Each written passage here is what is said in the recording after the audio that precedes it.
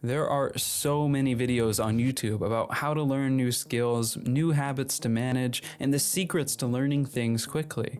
But the fact that you've come to this video makes me think that none of those videos have actually worked out for you. And there's a reason for that.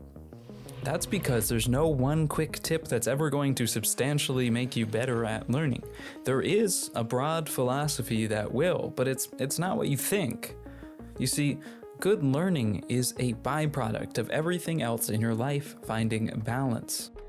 I was some sort of transient hobbyist, meaning I had a lot of different hobbies in my life. It was hot yoga, it was a million different video games, it was boxing, but I never got good at any of these things, and I never was fulfilled by any of these hobbies. And when they got tough, I normally just quit and moved on to the next one. That was until I decided to dedicate my life to art, and I chose it because it was the most random thing I could think of.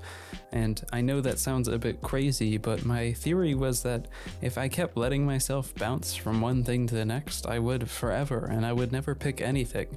And so it didn't matter what I picked because it was all arbitrary. I just needed to pick something, and so that arbitrary thing that I decided to pick was art. I told myself something very important when I first started, and that was I will do anything to become great. And this was the most important thing that I did for myself, because in order to become truly great at something, you have to reframe the way that your mind works. You have to look through the lens of what you want to learn. Learning something is very shameful. You have to be bad at something, and you also have to share yourself being bad at that with other people in order to get critique and help.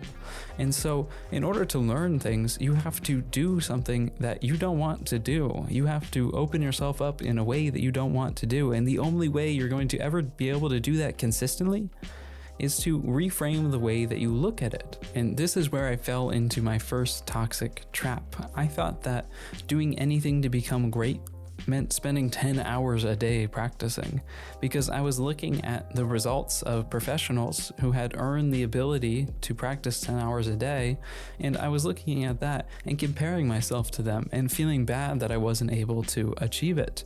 And this is the most common advice that I see given to young artists.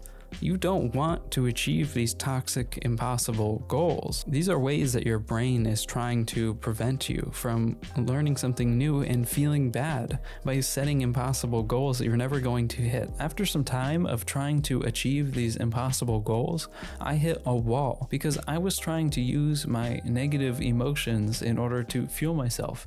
I told myself that I need to feel bad about myself in order to keep pushing myself to work harder. But that's assuming that working harder is the goal, and the way I broke out of this was reframing the way that I thought about getting better. Maybe working harder isn't the goal. Maybe I don't need to use my negative emotions in order to push myself. Doing anything to get good didn't mean working harder like I thought. It actually meant working smarter, and it meant practicing more self-love. If I couldn't ever get myself to approach these concepts on my own, well, I can get myself to approach them through the framework of art. Improvement isn't linear, and you need to be creative. You can't beat your head against the wall trying to solve the problem in the same way over and over and over again.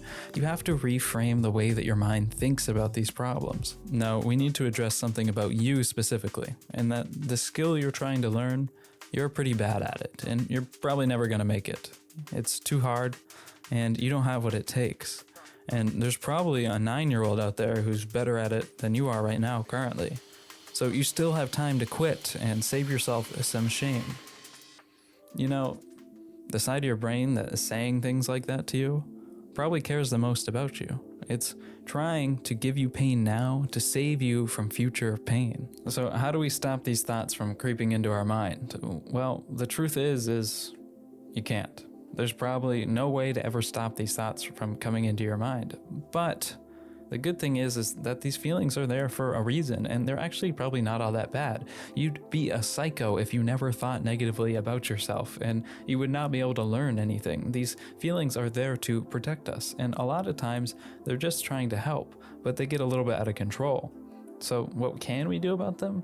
Well, we can be mindful about them. That's the key here. When I'm making a drawing or a painting, I know that it's going to hit the ugly stage. And that's where everything just looks bad. And I start to get these feelings like, I suck, I've forgotten everything I know, and I'm not going to make it. Should give up this drawing. But I can be mindful. I can recognize that these thoughts aren't actually productive towards my short or long-term goals. And so I can just be a passive observer. I can see this thought come in, and now that I know that I'm susceptible to this type of thinking, I can let it go, and that's what's important. What we're trying to do here is dissolve the ego, and ego doesn't mean somebody who thinks that they're the best and can improve. It also can mean you're being hyper aware of yourself, or you're giving up before you even start, because that's just another way of protecting yourself. That's ego. There is no one harder to teach than someone who is already good, because they've learned a few tricks to impress their family and their friends and even themselves. And by learning something new, they have to make something bad.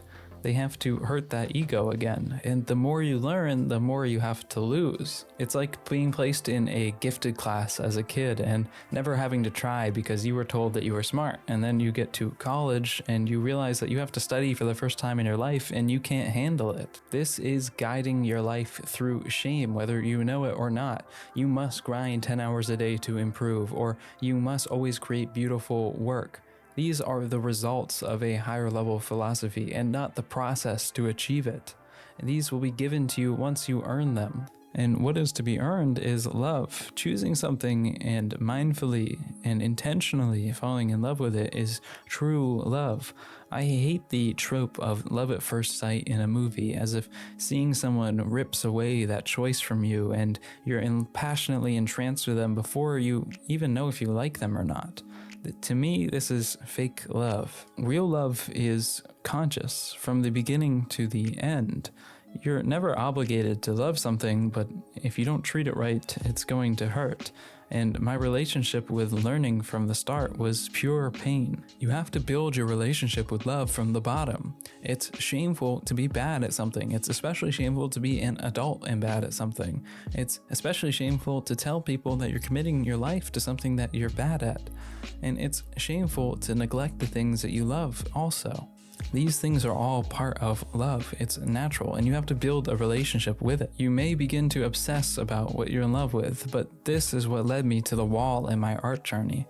I stopped using my conscious mind and kept beating my head into the wall, thinking I had to practice harder and harder in order to get past this block. But I was just losing my conscious mind. I was falling for fake love. There's always a sense of moderation and balance you have to bring. These are the real quick tips. These are the real secrets to getting good, and they're not popular because they're not easy to integrate into your life. They're not like one little habit that you can apply. But these are the things that are actually going to make the difference in your life. You must be mindful of your craft, and you must be slowly developing it and building a relationship with it. Always frame your life through the perspective of what you want to learn, and challenge yourself. Challenge the way that you look at the world in order to improve.